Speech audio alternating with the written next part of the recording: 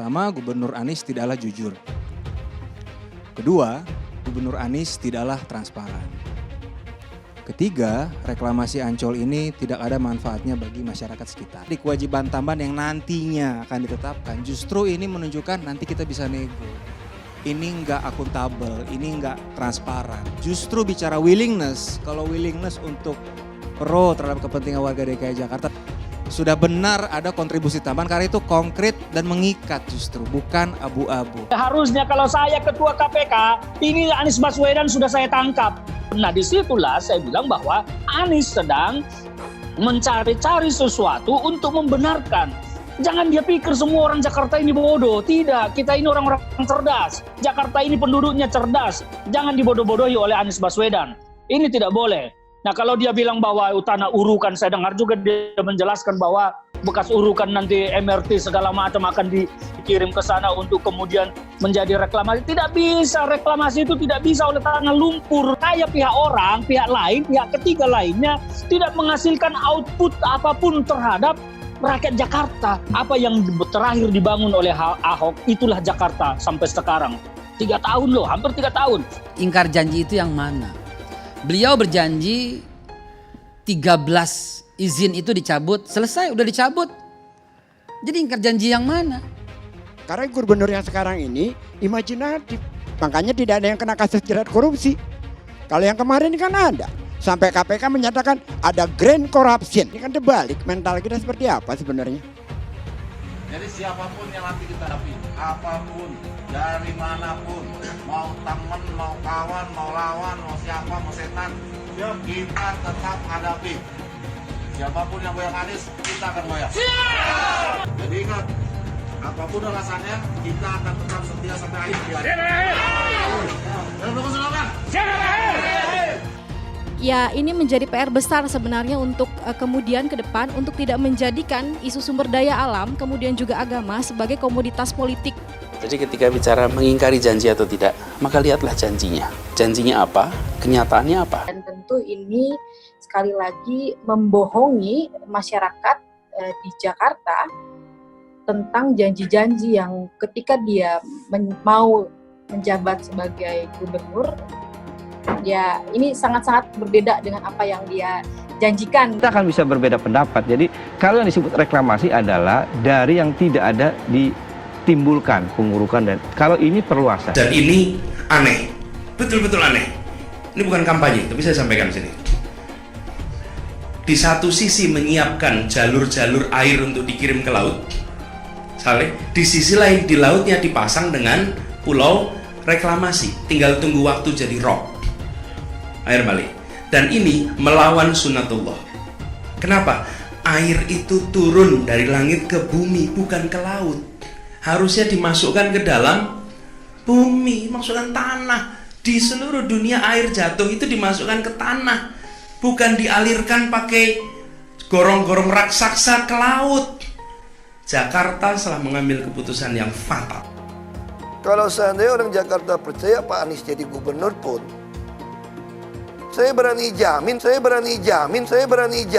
dia akan lakukan normalisasi yang sama seperti saya lakukan kok. Gak usah bohong lah. Nanti ketika air sampai di muara, maka siap untuk dipompa ke laut. Padahal dia minoritas. Dia mulai. Kau pertama kafir, kedua goblok. Kita Bible Kristen itu bohong. Saya bukan mengatakan Bible Kristen fiksi. Bible Kristen itu palsu. Karena di salib itu ada jin kafir. Haleluya. Ya, untuk mengalihkan perhatian kita dari para penista agama. Kamu anak Tuhan dari mana? Kalau Yesus anak Tuhan, bidangnya siapa? Kemudian na'udzubillah min dzalik. Anda pilih orang kafir, berarti Anda telah menyerahkan urusan umat Islam ke tangan orang kafir. Gus Dur itu buta mata juga buta hati. Jarang, saya belum pernah nengok Cina kerasukan setan. Pernah tak Ahok itu kerasukan setan? Enggak, saya tanya, karena sesama setan jarang saling menggoda. Saya nggak pernah mundur untuk kebenaran, keadilan, kejujuran. Dan peri kemanusiaan, gue nggak pernah mundur. Dan gue nggak pernah takut juga sama lu. Siapapun yang rasis, gue akan hadapin. Karena rasis itu tidak berperi kemanusiaan. Sama saya ditanya dulu kan, kamu nyesel nggak statement kamu di Pulau Seribu sehingga mesti masuk penjara. Tidak pernah nyesel. Karena saya mengatakan kebenaran. Hai teman-teman, saya mau memperlihatkan transaksi saya hari ini lakukan trading di eToro. Ini bukti transaksi saya untung $4.500 US, itu sekitar 68 juta rupiah. Semua keuntungan bisa saya dapatkan dengan fasilitas copy trading di eToro. Kalau saya bisa, kalian juga bisa guys. Oke, itu yang mau saya tunjukkan. Like video ini sekarang juga dan gunakan link di kolom deskripsi, maka kalian berhak dapatkan $50 sebagai bonus kalian. Promo ini ada masa waktunya guys. Jadi jangan ketinggalan. Bukan cuma itu saja guys, kalian juga bisa menikmati trading global tanpa komisi yang belum difasilitasi oleh broker lokal atau lainnya. Selamat menonton guys, enjoy! Hai semua, dengan saya Jonas Leong. Terima kasih banyak buat kalian penonton setia yang selalu menonton di channel ini. Saya secara personal sangat menghargai waktu kalian. Dan saya sudah menganggap kalian sebagai family karena kalian selalu support di channel ini. Bagi kalian yang selalu menuliskan opini kalian di kolom komen, saya baca komen kalian satu persatu. Saya baca komen kalian untuk mengetahui opini kalian, tanggapan kalian, dan masukan kalian sangat berguna untuk video selanjutnya. Terima kasih banyak buat kalian yang selalu menekan tombol like di awal video. Video seperti ini membutuhkan waktu dan juga research. Dan ini semua gratis untuk kalian. Jadi pastikan kalian menekan tombol like-nya supaya saya mengetahui kalian menyukai konten yang saya bagikan. Buat kalian yang ingin mencoba bermain saham, silahkan tekan link di kolom deskripsi. Thank you. Soal reklamasi Ancol ini. Jadi kami juga mencoba berbasiskan terhadap data dan fakta yang bisa kami dapat sampai malam ini. Mungkin pernyataan pertama bahwa soal reklamasi Ancol ini menunjukkan bahwa pertama, Gubernur Anies tidaklah jujur. Kedua, Gubernur Anies tidaklah transparan. Ketiga, reklamasi Ancol ini tidak ada manfaatnya bagi masyarakat sekitar. Nah, saya akan coba bikin breakdown satu persatu. Soal Gubernur Anies tidaklah jujur. Nah, kami berhasil mendapatkan keputusan soal reklamasi Ancol ini. Baik, jadi ini kami dapatkan dan ini merupakan lampiran dari keputusan reklamasi Ancol di tahun 2020.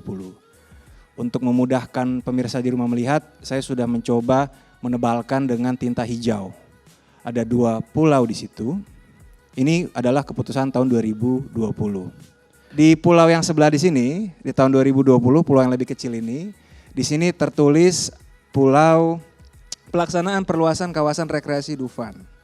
Ini pulaunya ada di sebelah kanan. Nah, di tahun 2012, nah itu saya juga berikan arsiran warna hijau untuk memudahkan pemirsa melihatnya. Nah ini kalau dari kasat mata saja terlihat ini adalah pulau yang sama antara tahun 2020 dengan tahun 2012. Ini pulau yang di sebelah kanan ya yang cukup besar itu kami dapatkan juga izinnya di tahun 2012. Ini saya memang izin pulaunya namanya Pulau L dan memang sangat besar, sangat luas. Tetapi untuk memudahkan kita melihatnya saya sudah mencoba mengarsir kurang lebih gitu ya. Arsirannya itu lokasi yang sama, pulau yang sama dengan tahun 2020.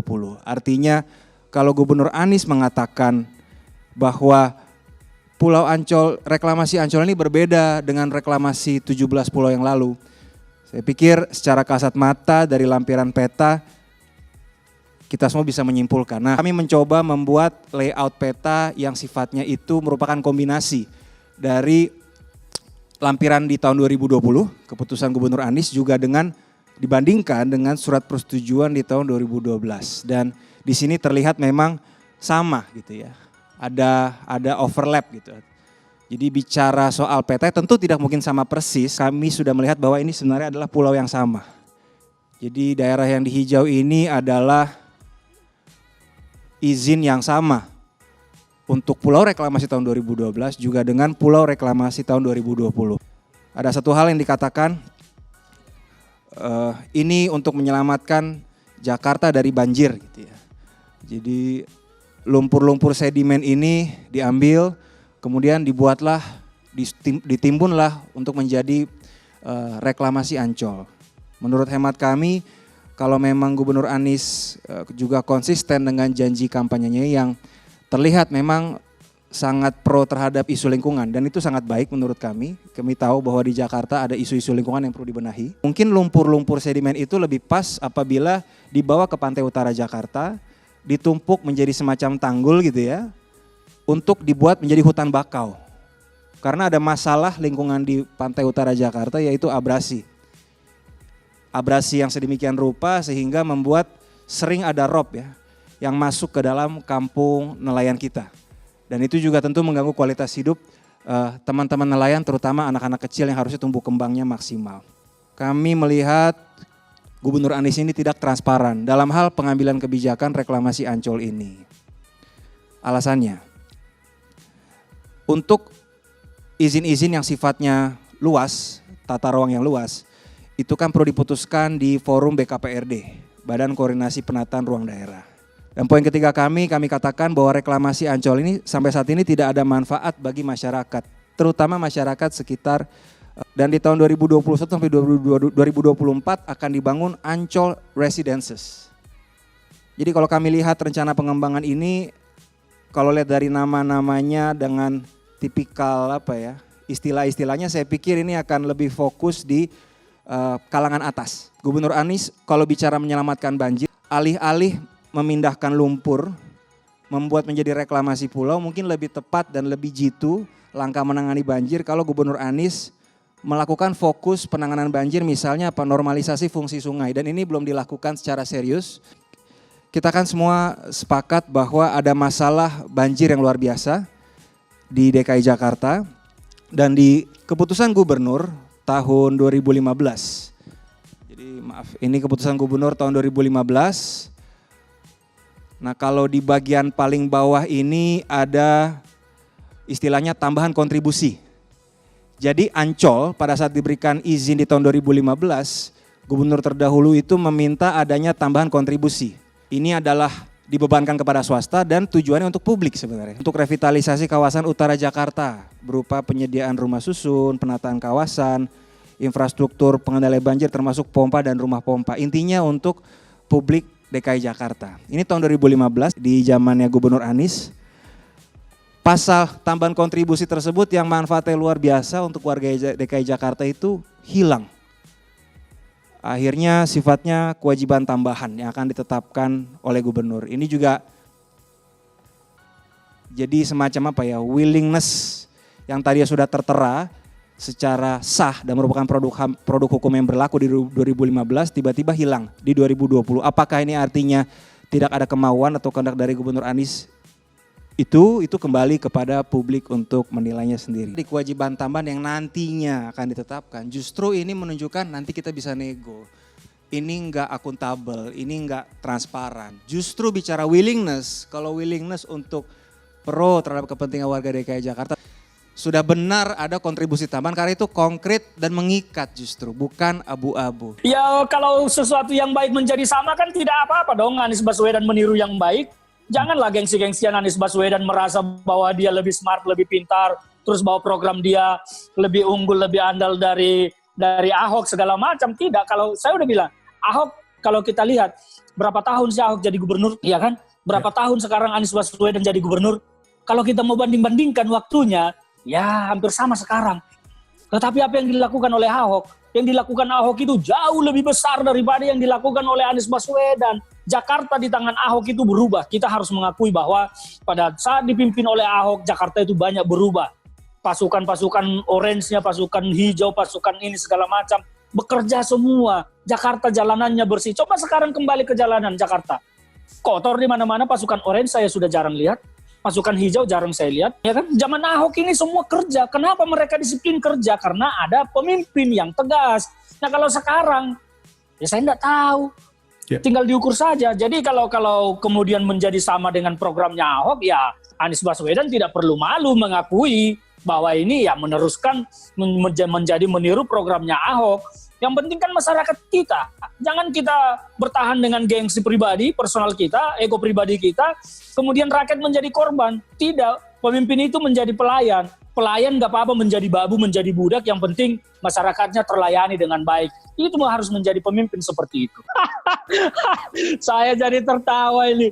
Formula E ini harusnya kalau saya ketua KPK, ini Anies Baswedan sudah saya tangkap. Kan ke orang memperkaya pihak lain, pihak ketiga lainnya, tidak menghasilkan output apapun terhadap rakyat Jakarta. Syarat pengeluaran uang kita itu, setiap sennya itu harus berguna untuk rakyat. Nah ini ada uang fee yang sudah dibayarkan 560 miliar. Itu bukan uang kecil. Ternyata tidak menghasilkan apapun untuk Jakarta dan untuk rakyat Jakarta. Artinya apa? Anies Baswedan layak dituduh, layak didakwa, layak dituduhkan dengan pasal memperkaya orang lain, korporasi lain. Karena Formula ini kan perusahaan, swasta, korporasi. Nah, ya kan kita tidak tahu, jangan-jangan ini. Jangan-jangan, bisa saja Anies Baswedan hengki-pengki dengan penyelenggara Formula itu di luar negeri sana, kita tidak tahu. Makanya saya bilang kalau saya ketua KPK, Anies Baswedan itu sudah akan saya panggil untuk mempertanggungjawabkan 560 miliar fee yang telah dia bayarkan ke sana. Kenapa itu tidak bisa diminta kembali? Harusnya kan bisa diminta kembali dong, karena agendanya kan tidak terlaksana. Kecuali agendanya terlaksana, oke lah, ada hiburan yang ditonton masyarakat, meskipun itu tidak bermanfaat. Ya kan? Apa manfaatnya itu? Tidak ada sama sekali. Tapi oke lah, ada outputnya. Nah sekarang kan nol. Tidak ada output yang dihasilkan oleh sebuah uang yang cukup besar 560 miliar. Bisa dituduhkan bahwa dia telah merugikan keuangan negara dan memperkaya korporasi lain, pihak lain. Unsur-unsurnya di Undang-Undang Tipikor itu sudah memenuhi. Nah itu, apalagi kalau masuk lebih dalam lagi, apakah tidak ada unsur kehati-hatian, analisis risiko segala macam, main bayar aja. Nah itu kan tidak boleh.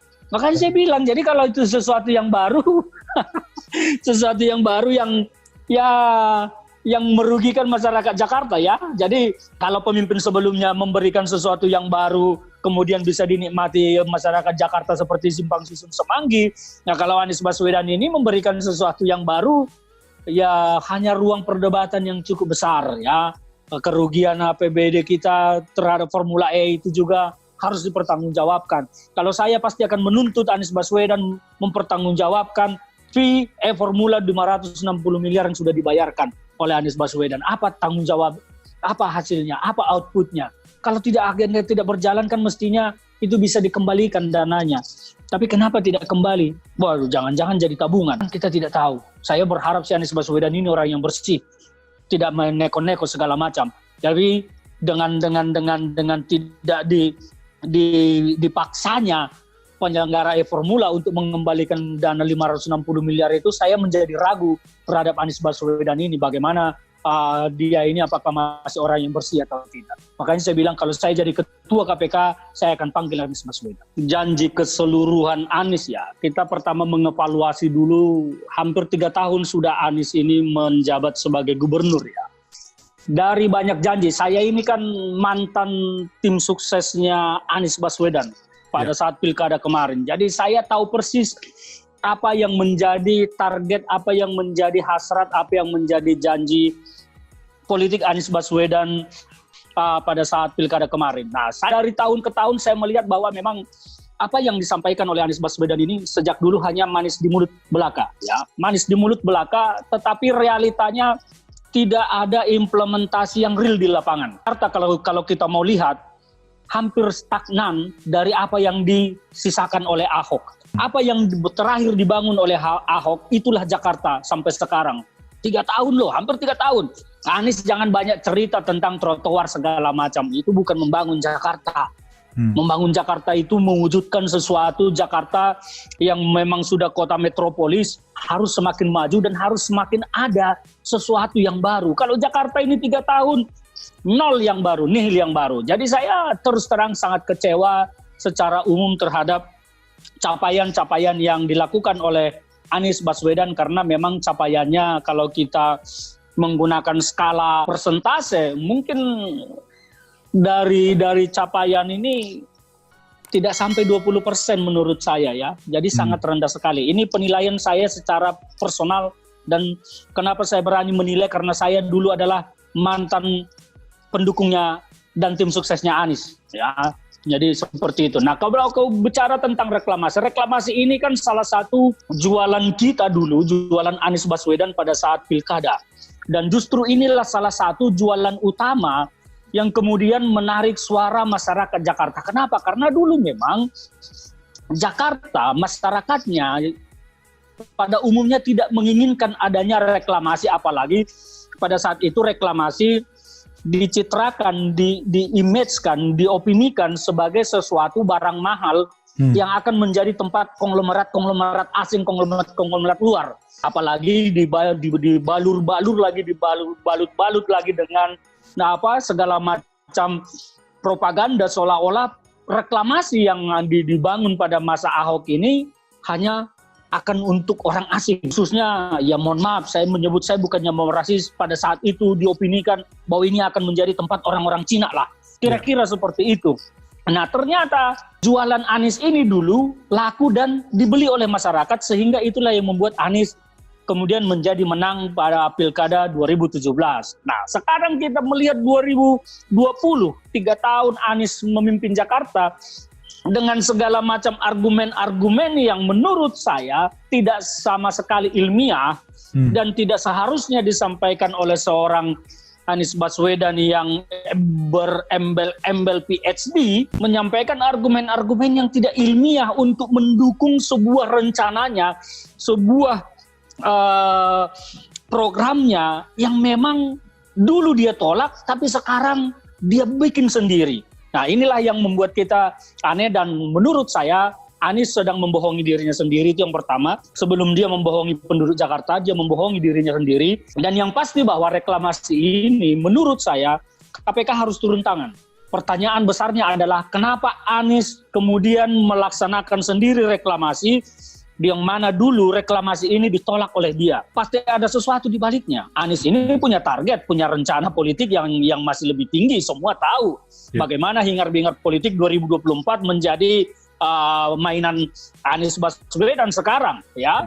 Nah ini yang menjadi pertanyaan kita. Mengapa? Jangan-jangan ada sesuatu yang dirancang oleh Anies sendiri di balik ini. Kenapa sesuatu yang dulu dia tolak, kemudian sekarang dia lakukan sendiri? Nah ini kan pertanyaan besar. Kalau kekuasaan, di mana-mana kekuasaan itu pasti akan menuju kepada perilaku koruptif. Kekuasaan itu ada yang mengawasi, ada DPR-nya, ada KPK-nya, ada jaksanya, ada polisinya. Karena memang kekuasaan itu pasti cenderung koruptif. Nah inilah yang menjadi fokus kita sekarang. Kalau saya secara pribadi melihat bahwa ini ada sesuatu yang tidak beres di dalam pemberian izin ini. Apapun argumen yang dibangun oleh Anies Baswedan untuk membenarkan program dia ini, saya pikir ini adalah argumen-argumen yang hanya membohongi dirinya sendiri sebelum membohongi penduduk Jakarta. Kalau saya menyatakan ini pembohongan, ya, dan ini dia lakukan untuk sesuatu. Nah sesuatu ini apa? Karena kalau untuk penduduk Jakarta, saya pikir bukan reklamasi yang harus dia lakukan. Nah sekarang kita lihat dulu masalah penduduk Jakarta ini apa? Apakah memang kekurangan lahan atau apa? Nah ini kan yang harus dia jawab. Dulu kan dia sudah jelaskan bahwa masalah Jakarta bukan ini. Nah sekarang kenapa dia membuat ini menjadi solusi dari sebuah masalah Jakarta? Nah artinya apa? Anies Baswedan sedang membangun retorika, membangun propaganda-propaganda opini untuk membenarkan apa yang dia lakukan dengan target-target tertentu. Nah inilah target-target ini apa? Ini yang saya bilang bahwa KPK harus turun untuk menelisik rencana program Anies Baswedan ini. Menurut saya seperti itu. Dia meneruskan, ya garis bawahi kata meneruskan KJP, itu kan sudah ada sebelumnya. Itu hanya pekerjaan meletakkan anggaran APBD lagi di posnya. Nah itu. Kemudian yang dia lakukan lagi adalah rumah DP 0%. Saya tidak melihatnya sekarang. Ya kan tidak ada. Yang lain-lain lagi segala macam. Tidak ada. Lapangan kerja 200.000. Mana?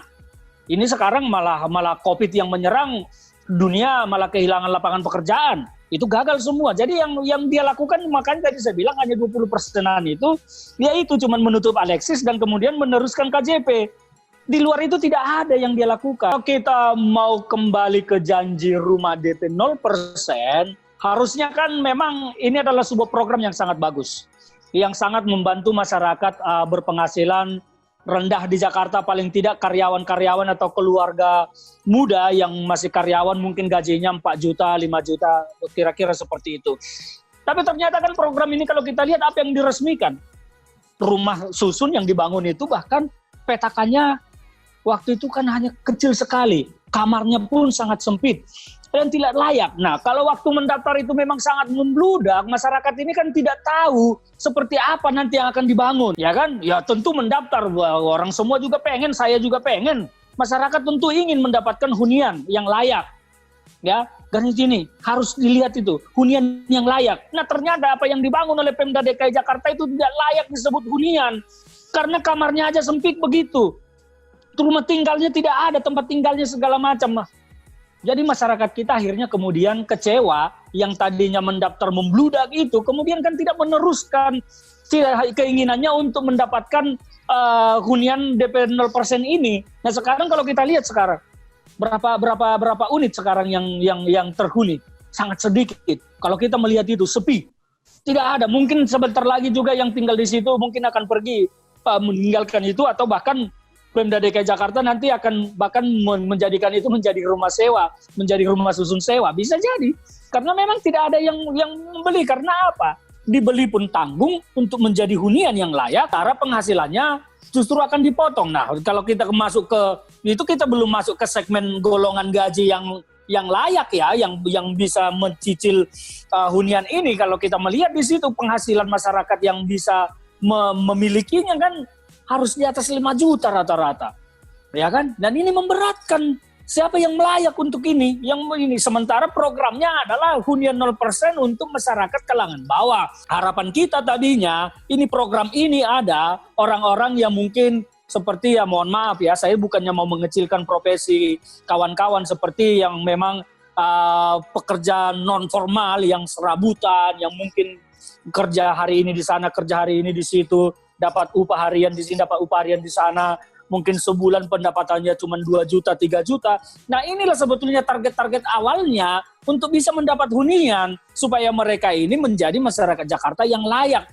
yang tinggal di tempat hunian yang layak. Ternyata dari semua aspeknya tidak layak, bahkan tempat yang dibangun pun tidak layak huni menurut saya. Itu tidak layak. Orang kamarnya hanya sempit sekali begitu, tidak ada tempat untuk berinteraksi segala macam. Jadi menurut saya kalau hunian DP 0% itu Anies Baswedan ya sudah gagal, bahkan tidak sesuai dengan ekspektasi publik. Faktanya bahwa masyarakat yang tadinya berbondong-bondong mendaftar ingin mendapatkan hunian ini, setelah hunian jadi kan kita bisa lihat Anies Baswedan bisa tahu sendiri berapa unit sekarang yang terisi dan ditempati oleh masyarakat. Nah, itu dia ukur sendiri saja dirinya, apakah dia berhasil atau dia gagal.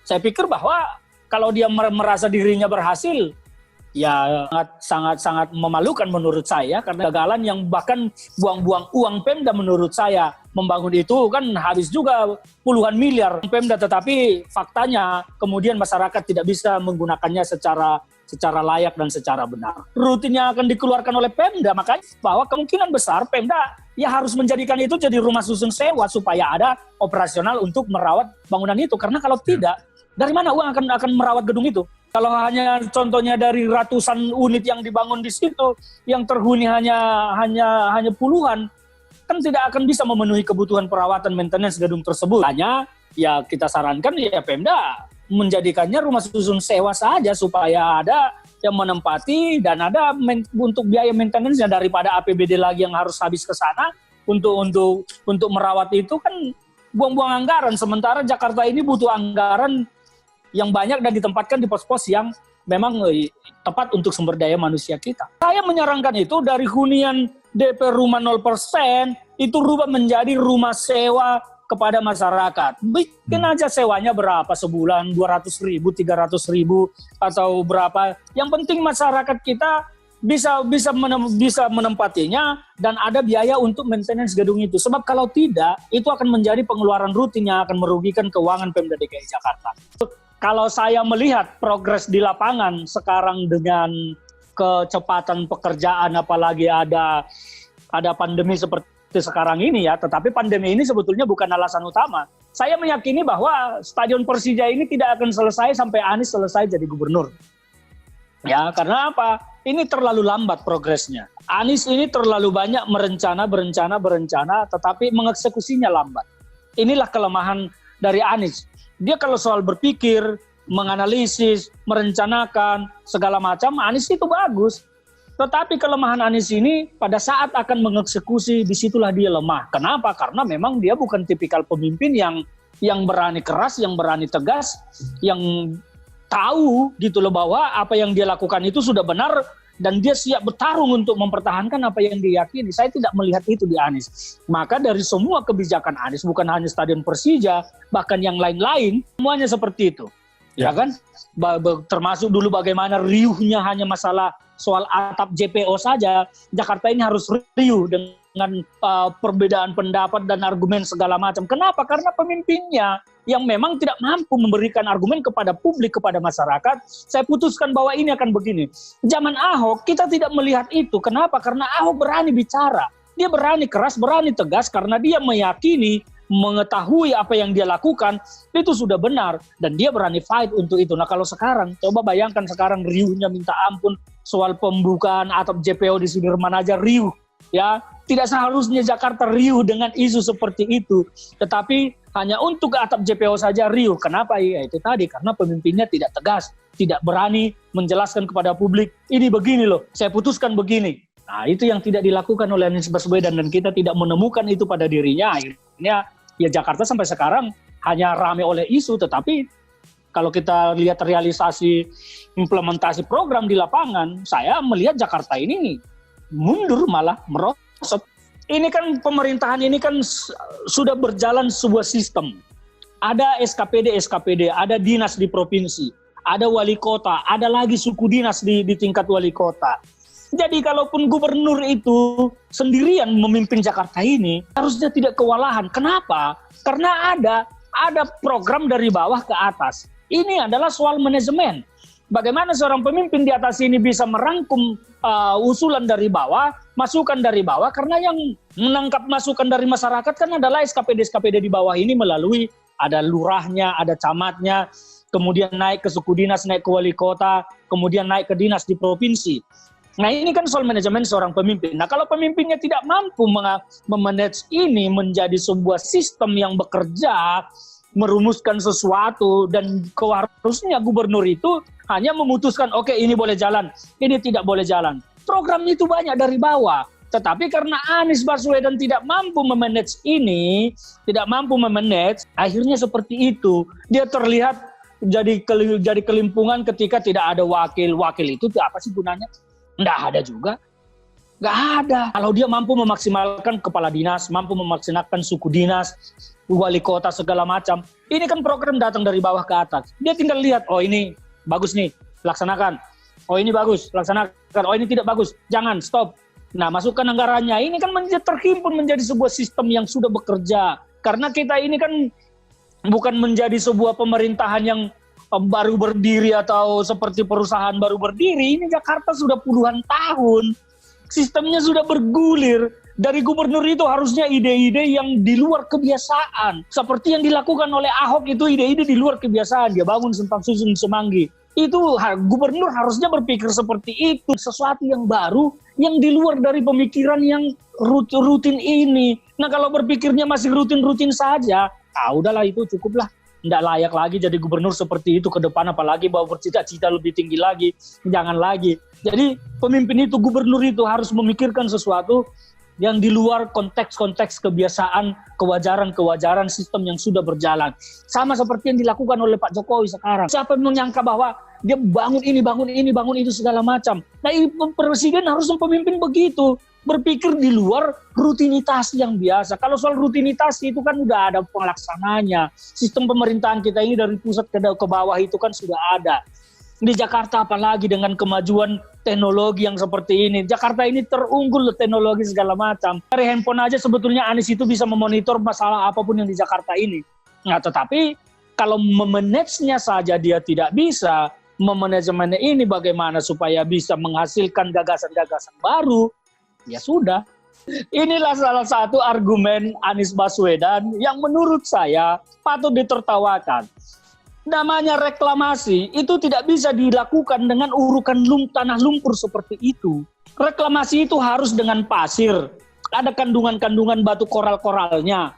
Jadi tidak bisa dia direklamasi dengan tanah-tanah merah seperti itu yang kemudian menjadi lumpur. Nah, disitulah saya bilang bahwa Anies sedang mencari-cari sesuatu untuk membenarkan.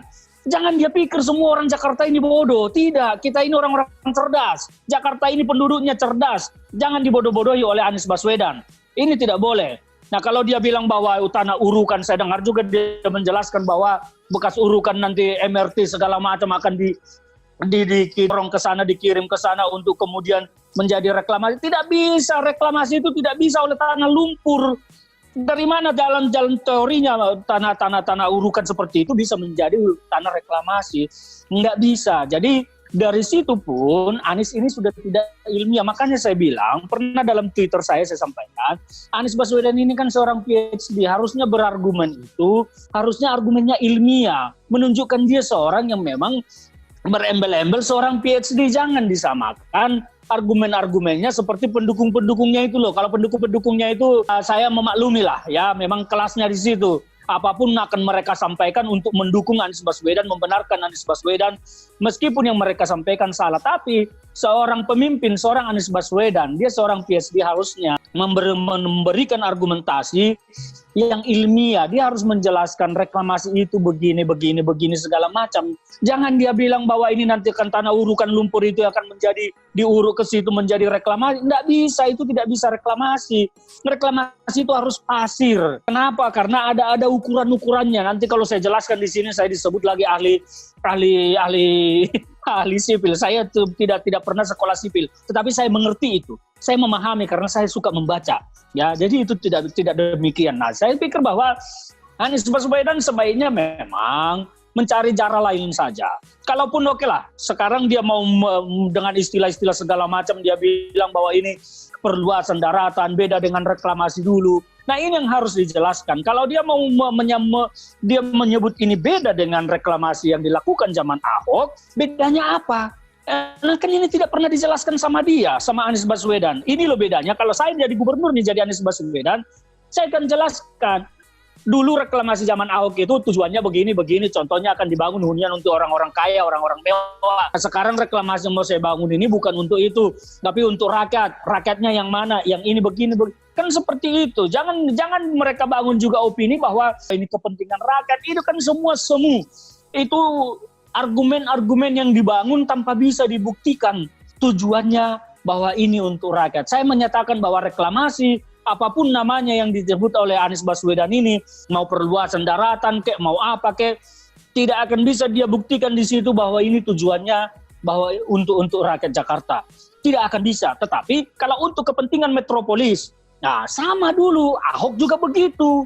Kalau kita mau membangun Jakarta, membuat Jakarta memang yang lebih maju, lebih sejajar dengan kota-kota dunia besar lainnya, reklamasi yang dicanangkan zaman Ahok itu justru yang harus dilanjutkan, karena itu akan menjadi sebuah kota daerah baru yang menjadi semacam simbolik baru bagi Jakarta. Ada sesuatu yang baru. Nah, sekarang saya tidak mengerti apa yang akan dilakukan oleh Anies Baswedan. Bahkan dia terlalu banyak, saya pikir, membenturkan agama bahkan ya. Membenturkan agama dengan pihak-pihak yang mengkritik bahwa dia bilang bahwa ini akan dibangun museum agama dan ini segala macam. Dia ingin membentengi dirinya. Sama seperti yang dilakukan oleh Erdogan sekarang di Turki dengan membuat Hagia Sophia itu menjadi masjid kembali. Dia itu kan sedang bermasalah dengan Eropa. Dia ingin membentengi dirinya dengan dukungan masyarakatnya, maka diperalatlah agama. Anies Baswedan mau meniru ini, saya lihat. Jangan, tidak boleh. Kita ini kelompok masyarakat yang heterogen. Indonesia ini majemuk. Jangan sedikit-sedikit kita bentengkan di sini kepentingan agama tertentu sehingga yang lain para pengkritik kemudian menjadi takut dan menjadi diam. Saya lihat Anies Baswedan memanfaatkan isu agama untuk melawan para pengkritiknya. Ini tidak baik. Sebaiknya menurut saya Anies Baswedan mencari saja alasan lain. Kalaupun dia ingin ngotot menjalankan reklamasi ini, carilah alasan argumen-argumen yang ilmiah yang dapat diterima akal sehat untuk membenarkan. Jangan mencari-cari alasan yang justru membuat kita malah tidak masuk akal atau malah memperalat agama seperti yang kita sudah ramai dengarkan itu ya. Jadi Anies Baswedan kalau mau memang ya bertanggung jawab saja secara ilmiah, jelaskan kepada publik Jakarta apa yang akan dilakukan, bagaimana segala macamnya. Jangan bentur-benturkan kepentingan agama tertentu sehingga orang menjadi takut mengkritik. Ini bahaya menurut saya. Sementara luas lahan yang akan direklamasi oleh Anies Baswedan ini kan tidak hanya kepentingannya untuk membangun museum Nabi yang saya dengar rencananya ya. Bahkan luasnya ini kan 100 hektar lebih. Padahal dulu kalau kita mendengar argumennya Anies Baswedan pada saat pilkada dulu, dia bilang kan bahwa masalah Jakarta ini ya justru kita harus membangun gedung ke atas supaya karena lahan terbatas kita bangun gedung ke atas. Nah sekarang kenapa tidak dia melakukan itu gitu loh. Konsisten dengan ucapannya karena integritas seorang pemimpin diuji dari konsistensi ucapan dengan perbuatan. Nah kalau sekarang perbuatannya berbeda dengan ucapannya dulu, nah ini kan kita pertanyakan. Ini artinya integritas Anies ini sebetulnya layak kita pertanyakan. Menurut saya kalau dia punya hasrat yang jauh lebih tinggi lagi, cita-citanya pengen jadi bahkan menjadi presiden, kalau dengan cara seperti ini saya pikir Anies Baswedan tidak layak untuk maju lebih tinggi lagi ke depan. Bahwa Anies ini sebelum membohongi masyarakat, dia telah membohongi dirinya dulu. Dia pasti membohongi dirinya. Nah sekarang kita masuk kepada hak suara rakyat. Masyarakat kita tahulah, saya tahu persis dulu bagaimana masyarakat nelayan sana di Jakarta Utara itu semua faktor-faktor yang menyebabkan Anies Baswedan unggul di sana. Salah satunya adalah terkait dengan reklamasi ini. Kasihan nelayan-nelayan ini yang menggantungkan harapan masa depannya dulu ketika memilih Anies Baswedan dengan janjinya untuk tidak melakukan reklamasi. Ternyata sekarang reklamasi malah dilakukan sendiri oleh Anies Baswedan. Kan kasihan rakyat nelayan kita di sana. Mereka menjadi korban pembohongan seorang gubernur, ya seorang pemimpin yang mereka pilih.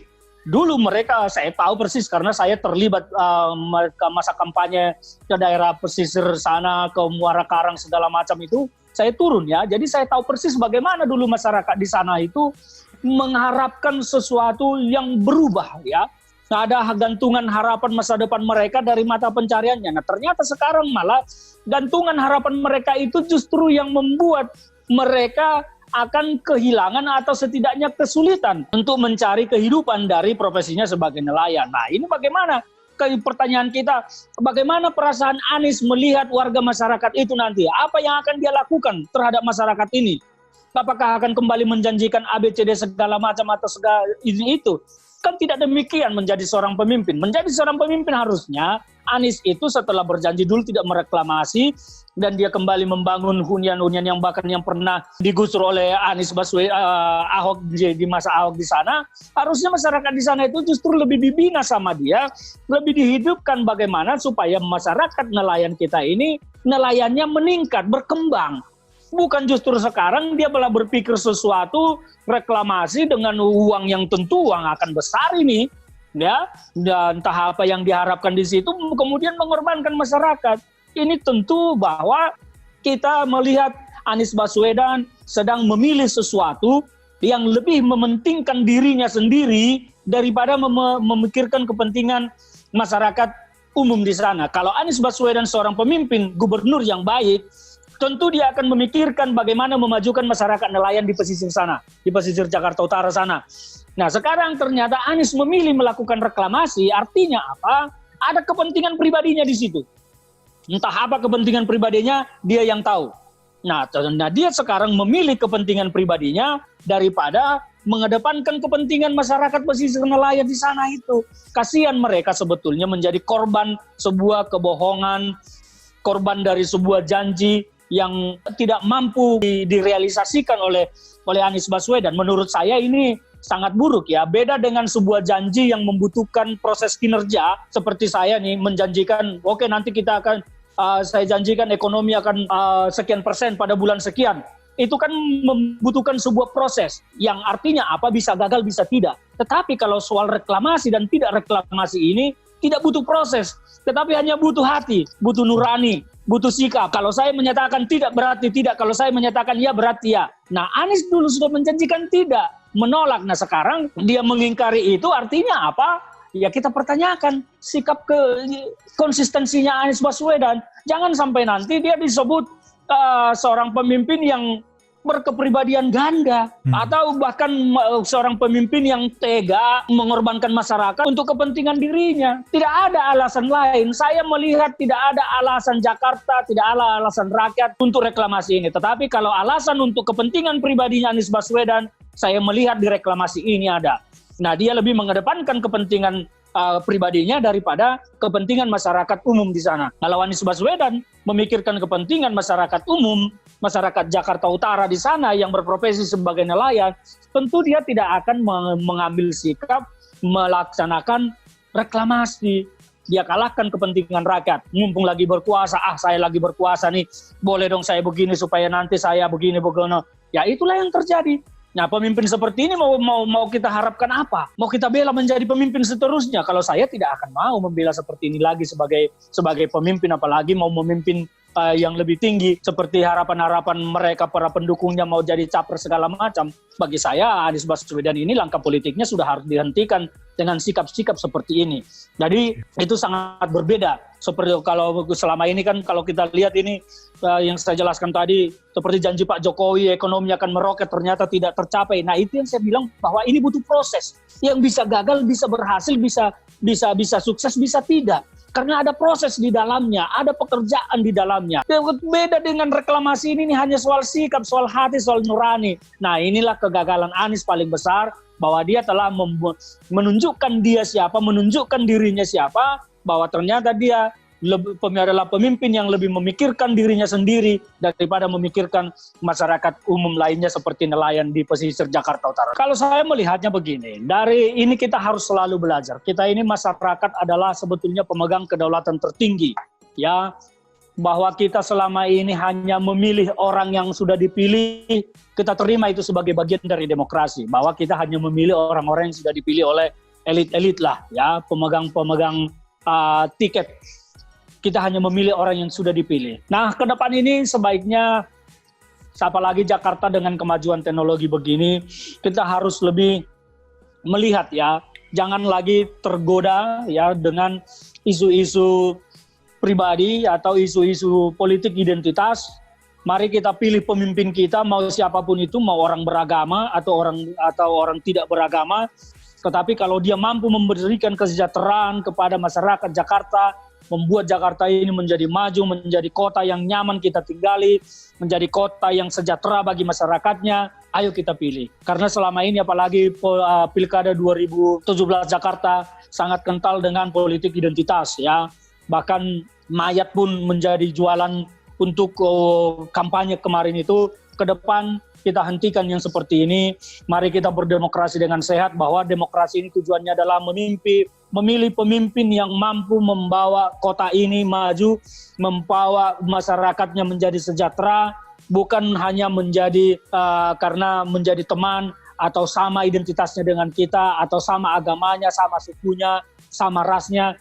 Tidak, tetapi mari ke depan ini kita memilih pemimpin yang betul-betul kita lihat punya program, punya terobosan, punya sesuatu yang baru bagi kota kita, bagi masyarakat kita, karena cita-cita, keadilan, dan kesejahteraan masyarakat itu adalah sesuatu yang harus kita capai, maka pemimpinnya pun harus kita pilih yang mampu menyiapkan itu. Ini pelajaran bagi kita. Pilkada 2017 menjadi pelajaran berharga bagi Jakarta.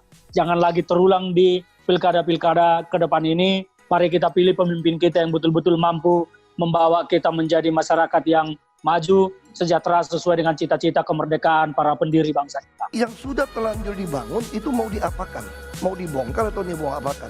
Ini yang saya pengen tahu. Karena itu ketika saya gubernur, saya akan memanfaatkan otoritas ini untuk rakyat banyak.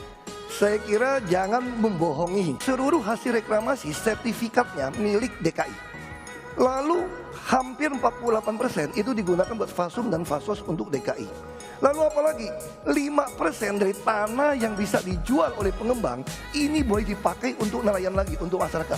Lalu apalagi tanah yang mereka jual, setiap rupiah yang mereka jual, 15% dari penjualan mereka NJOP itu dipakai buat pembangunan. Sehingga kita akan mendapatkan dalam 10 tahun 158 triliun kira-kira uang dari reklamasi. Jadi bukan hanya 1,2 juta untuk penanggung tenaga kerja. Lalu kita bisa menyelesaikan semua konsep nelayan, semua tanggul utara termasuk LRT yang akan kita bangun.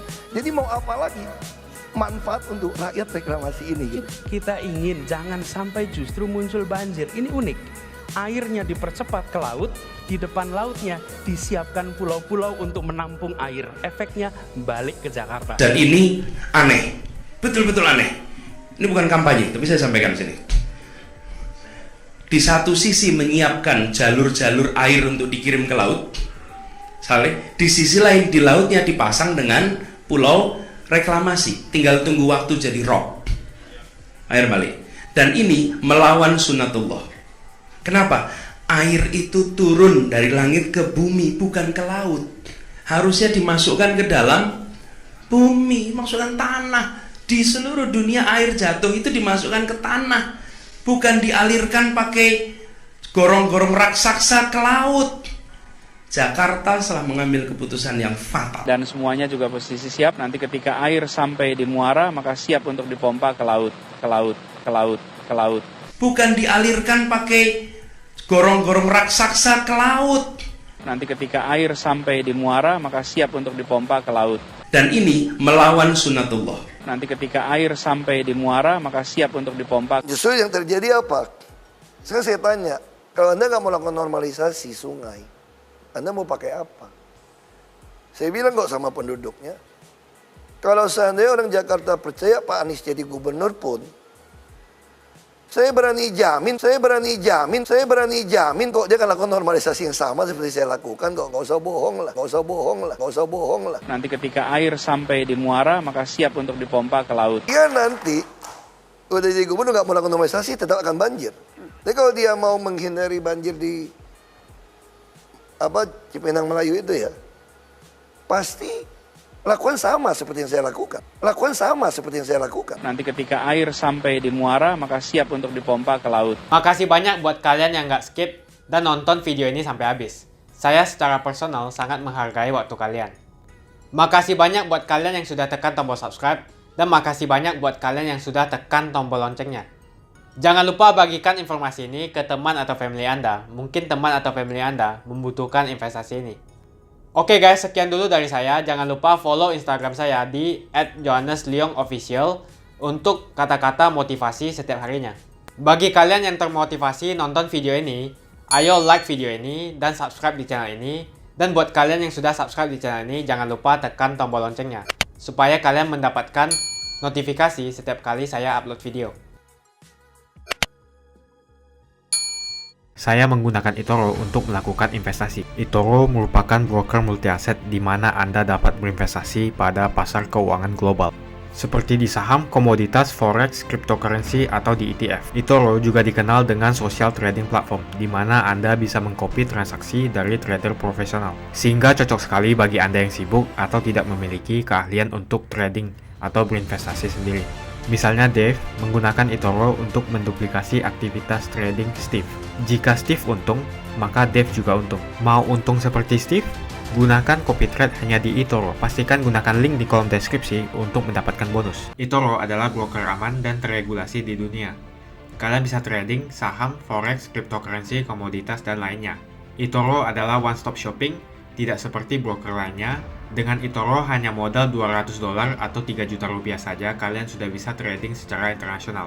eToro adalah broker pertama di Asia yang memfasilitasi trading saham di Amerika 100% tanpa komisi atau manajemen fee, dan juga kalian bisa melakukan unlimited trading. eToro juga memfasilitasi pembelian fractional share dan juga tidak ada subscription bulanan yang ada di broker lain. eToro juga mempunyai flexible leverage atau kalian bisa mengatur leverage untuk trading dari 1 kali sampai dengan 400 kali. Untuk penggunaan aplikasi di handphone disupport oleh semua internet provider. Pastikan kalian registrasi menggunakan link di kolom deskripsi untuk mendapatkan bonus saat registrasi. Setelah registrasi, download apps eToro menggunakan Google Play atau App Store di handphone kalian. Untuk mengakses website eToro tanpa VPN, silakan tekan link di kolom deskripsi. Dengan fasilitas fractional share, kalian bisa membeli saham Google Facebook, Amazon hanya dengan $50 saja atau 700.000. Jadi siapa bilang beli saham internasional membutuhkan modal fantastis? Coba juga fasilitas copy trading, sangat cocok untuk pemula. Dengan copy trading ketika trader profesional untung, maka kalian otomatis akan mendapatkan keuntungan juga. Dan di eToro menggunakan fasilitas copy trading tidak ada manajemen fee sama sekali. Untuk tutorial dan fasilitas eToro bisa langsung cek di kolom deskripsi. Untuk menanyakan tentang registrasi di platform eToro, kalian juga bisa menghubungi customer support eToro berbahasa Indonesia di kolom deskripsi. Pastikan kalian registrasi menggunakan link di kolom deskripsi untuk mendapatkan bonus. Kalian masih nonton? Johannes Leong akan bagikan banyak sekali hadiah. Ada banyak sekali iPhone, aku siap bagikan dan setiap hari akan ada pemenangnya. Aku mau sebanyak mungkin kalian dapatkan hadiah ini. Caranya cuma satu aja, kalian tinggal melakukan 2 kali klik. Klik yang pertama adalah kalian tinggal klik di tombol subscribe Johannes Leong di kanan bawah. Klik yang kedua adalah klik follow di Instagram aku Johannes Leong Official. Jadi kalau kamu dapat hadiah dari aku akan DM kamu langsung pakai akun aku.